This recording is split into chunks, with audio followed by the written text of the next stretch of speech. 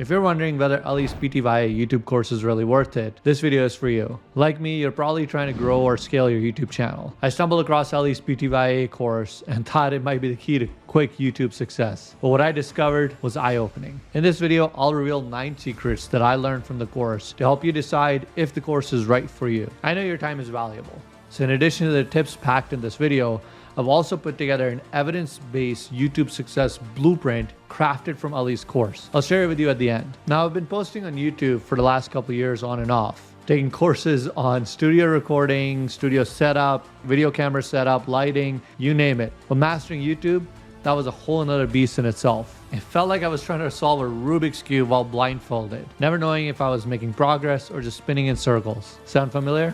Yeah. I was tired of getting the runaround with my company channel and personal brand, so I decided to take the plunge into PT via. Now, this course is designed to be covered over several weeks, but I blazed through it in just one intense weekend. So let's dive in. I'll show you what I learned to help you make an informed decision. Let's start off with defining what this course is and what it isn't. It's not your key to quick YouTube success. In fact, maybe such a thing doesn't even exist.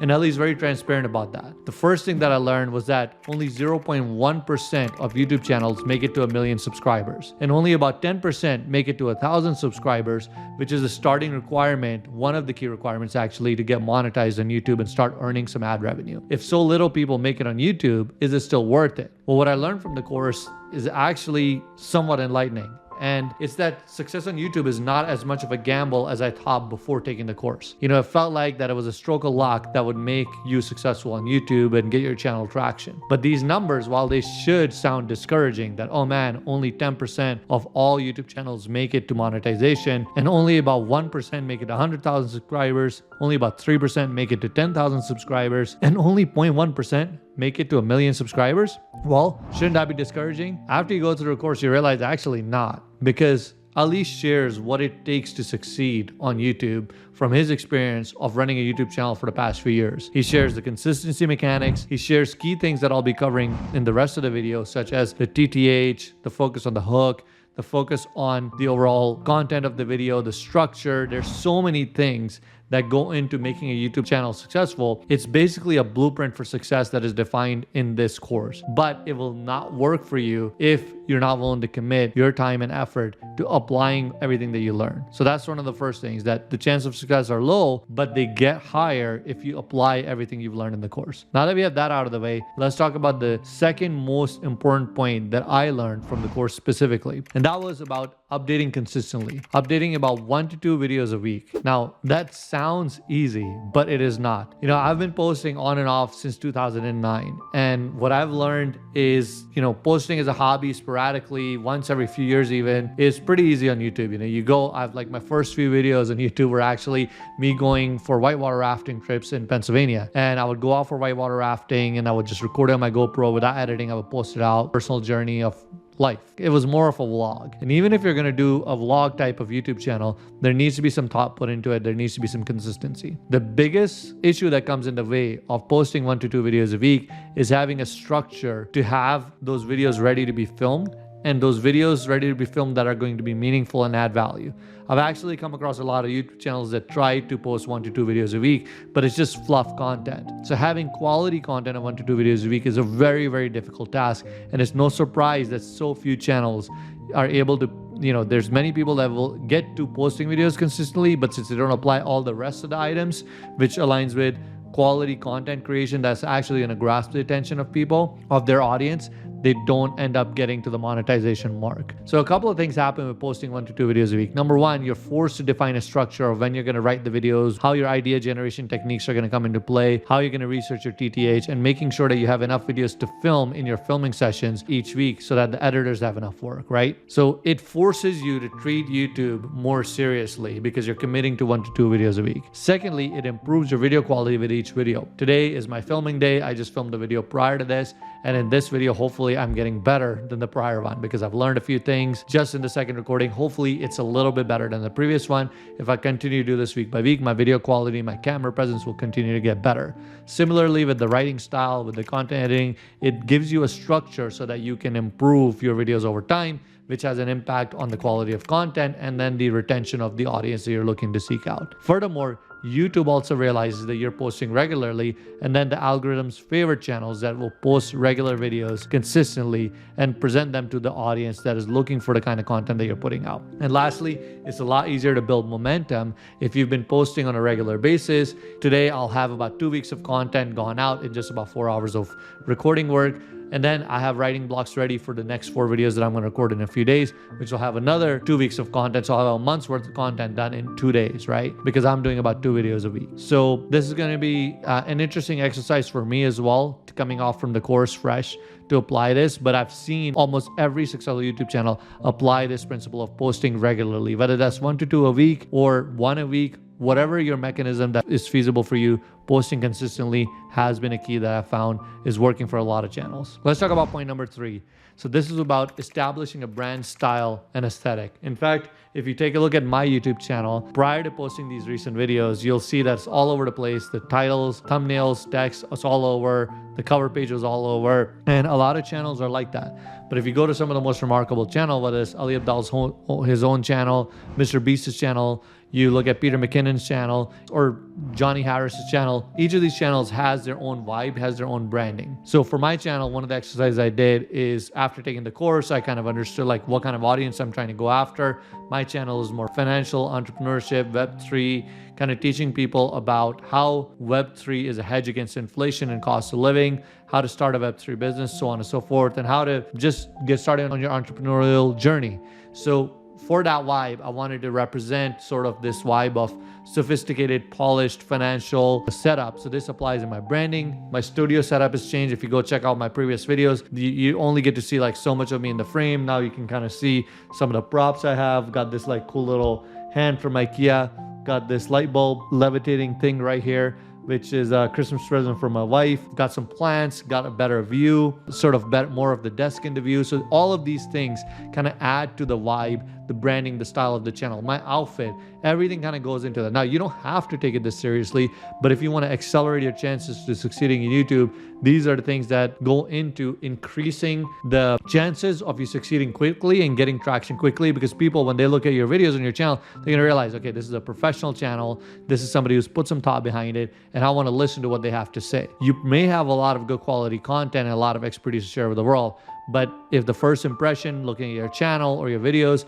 is not clicking with the audience that's viewing it, you're going to lose that audience. So establishing a brand style and aesthetic is important. And Ali actually shares mechanisms to like forge your brand, to go through an exercise that is helpful to be, for a person that's trying to define that for a YouTube specific audience. So establishing your brand style and aesthetic is the point number 3 that is a key that I've learned from the YouTube course. The next item is point number 4. It's, in my opinion, is one of the most important ones and actually completely changed the way that I film YouTube videos. So this one talks about the fact that TTH is everything, right? So in other words, TTH stands for title, thumbnail, and hook. Now, I was filming videos exactly the way that Ali was when he started off his channels, meaning my title, thumbnail would come right at the very end. I would record a video on the topic that I thought was important. And then right at the end, as I was uploading a video, I'd be like, okay, what should I title this? I would just type in that title, upload a thumbnail that makes sense. Like quickly, I would have my designer or put something together in Canva and just put it up. But what I learned, and I did some research after learning this in the course as well, MKBHD, Mr. Beast, many other successful YouTubers, including Ali, also mentioned that they don't even start filming now until they've got the title, thumbnail, and hook formalized and finalized, right? There's a lot of research that goes into this. And Ali actually shares a template for his workflow that I'll talk about a little bit later, in which he shares a mechanism where you should look for the title, thumbnail, and hook before you even start filming.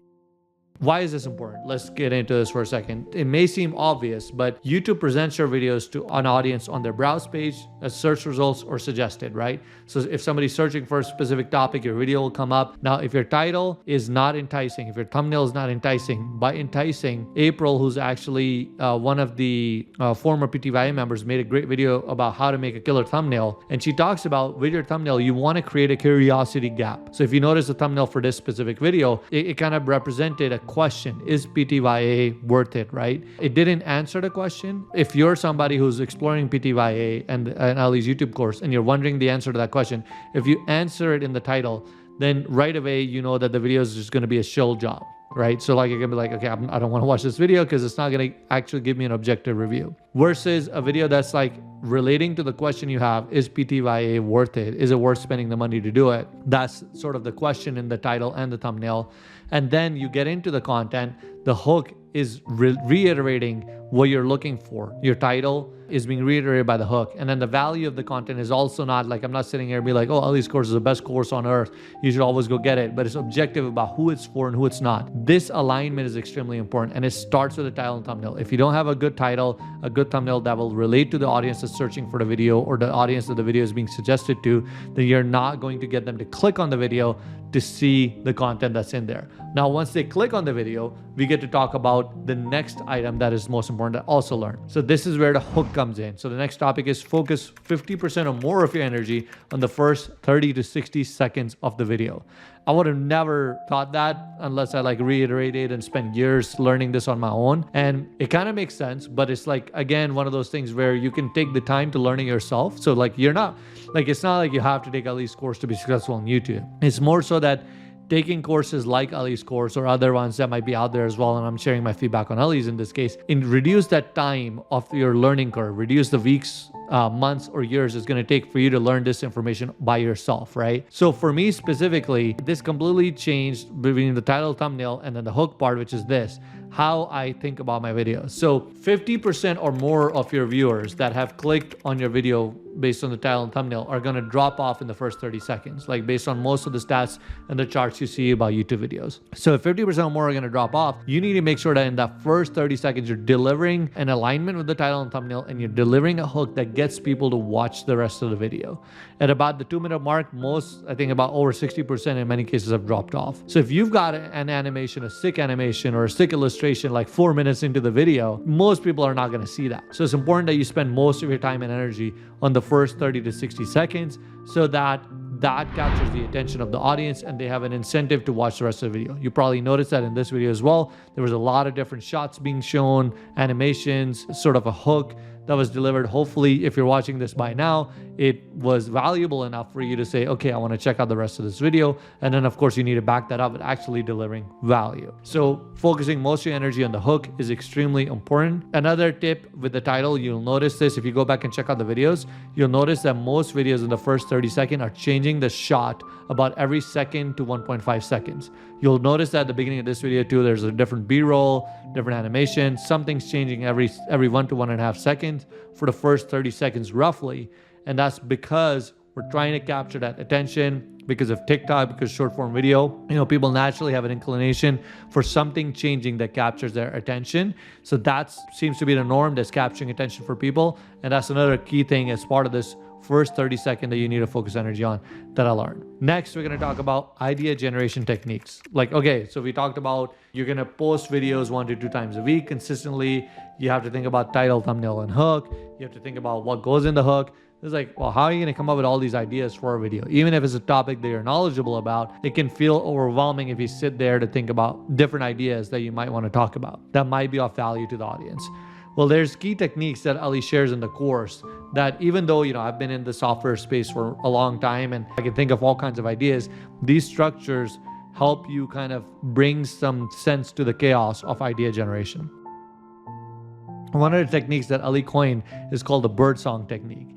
And it basically talks about the concept of changing a mindset from being a content consumer to a content creator.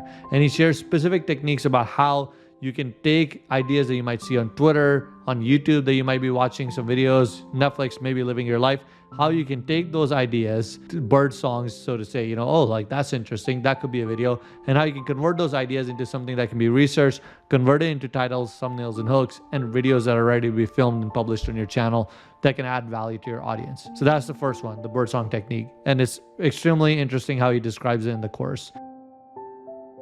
The next technique is the 4A technique. This is actually by the Ship 30 for 30 folks. You can check them out. And he mentions this in the course and describes this in great detail. But specifically talks about the 4 ways that you can come up with video ideas are making videos that can be actionable. They kind of talk about here's how you can do something. So it could be like, here's how to launch a YouTube channel, right? and they could be analytical. So here's why most YouTube channels fail, or here's why only 0.1% of YouTube channels make it to 1 million subscribers, or here's why only 10% of YouTube channels get monetized, right?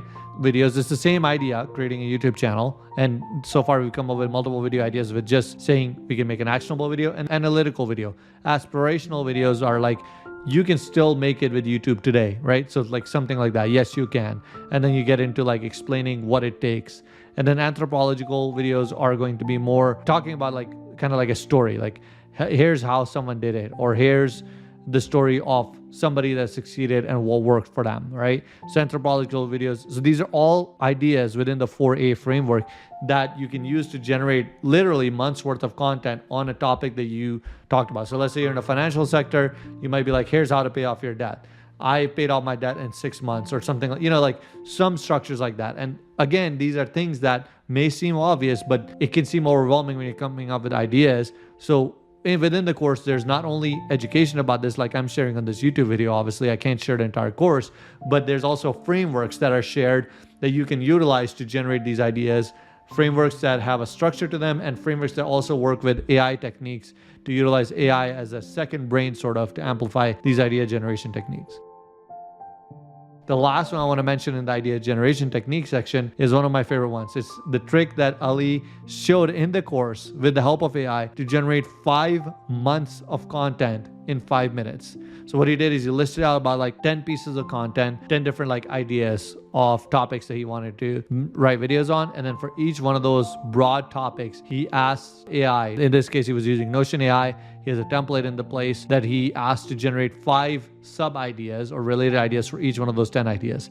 So this resulted in about 50 different topics, right? For each one of the 10, there was 5 different. And then with those 50 different topics, if you're recording 2 videos a week, that's 25 weeks, roughly about 5 months of content that's generated in literally 5 minutes. It was like the most obvious, but again, not so obvious thing. And what's really, really cool about it is the specific way that the templates are shared, ready to go templates are shared, and also what to avoid when you're generating these ideas so your videos don't sound so repetitive, monotone. Every other video on your channel is not about the same topic. So 5 months of content in 5 minutes was another really good idea generation techniques. There were many more, but these 3 really stood out to me. So at this point, I'm gonna talk about the structured workflow that also gets into, okay, you've got your ideas, you've got the ability to like research your titles, thumbnails, and hook. You're making sure that you're posting consistently, but how can you actually ensure that consistency? What workflow can you follow? Before we get into the workflow, if you're enjoying this video so far, it would be great if you can take a moment to like this video and subscribe to the channel, because if you're finding value here, it lets YouTube know that other members of the YouTube community can also find value in this kind of content if they're looking for it. So you can like that, and if you subscribe and turn on your notifications, you'll also find out when I release more videos about these topics or topics related to finance. So with that, let's get into point number 7, which is the structured workflow. So structured workflow is basically, again, in a sense, bringing chaos to scaling your YouTube channel. So prior to taking PT-via, my approach to making videos was like, okay, I'm going to think of a video idea.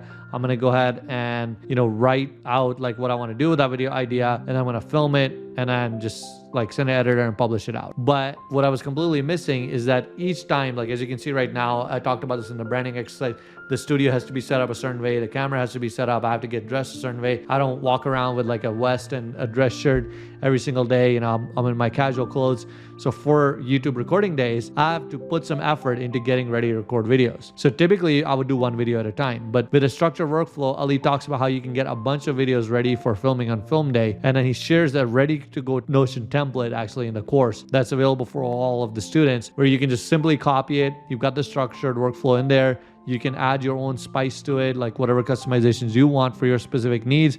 And then you've got a template where you can dump all your ideas, research them, add the TTH, get them ready for writing, and then film them. So for me today, I'm recording 4 videos today because it's my filming day. So I've got a batch filming day. I have 4 videos ready for filming. I can record them out. And then as I'm done today, in about 3 to 4 hours of work, that would be 2 weeks of content ready to go. I'll record another 4 in 2 days from now. Between now and 2 days, using the structured workflow, I want to make sure to have 4 more videos ready to record. And on that day, when those 4 videos are done, then I have about a month's worth of content done in about 2 days worth of work, right? So that's really exciting. And this structure, I would have figured out myself over time, I think. But again, it would have taken me a lot of time, a of like going through the pains of scaling a YouTube channel to figure that out. So why go through that when you can go through the experience of someone like Ali, who's kind of spent the time scaling his channel, learning all the things to do and not to do, and he kind of shares those tips and templates with you in the course to basically copy and apply your channel with your own switch and customization, right? So that's tip number 7, and I'm actually using it right now and applying it. Point number 8 is hiring an editor. Now, this is something that apparently a lot of people struggle with. I edited my videos early on, but quickly I realized this is such a time-consuming task and not really the best use of time, because if you make a video recording that, let's say your one-shot video is taking about 50 minutes to record and you need to dilute it down to about 18-20 minutes, let's say, you have to basically watch that video. You have to cut out the blank spots. You have to edit. You have to get that ready. And on top of it, you also have to research new ideas. You have to get TTH ready for your new videos. You have to record your new videos. You still have to live your regular life and do your other job if you're a part-time YouTuber. So it's just like too much going on. One of the first things that you can outsource very easily is hiring an editor. Hiring quality editor is actually really, really impactful. In fact, I've worked with a few editors in the past, and I use platforms like Freelancer and Upwork. I talk about this at the end of the video, where I actually share one of the links about how I'm using a YouTube specific platform to hire talent. Now, I was really lucky to find this platform and find this hack and the editor template in order to be able to put out a job post to recruit someone like Gordon to edit videos. The benefit of this is that I can take the entire video in one shot and not have to worry about the mistakes I made. Ali shares also tips in the course about like how to work with an editor. For example, if I make a mistake, I'll just like clap really loud so that there's a wave. And so these are little tips of working with editors that like then you can educate the editor, hey, if you see a big wave, just make sure you listen to the content before and after so you know there's been a mistake. This way, I don't have to keep taking videos in multiple shots. I don't have to keep cutting them and then putting them together, sending them to editors. It really amplified my experience of creating videos and made me more effective. And then, of course, I get to work with an awesome editor who hopefully is able to help me create the kind of content that is really valuable for you watching this video.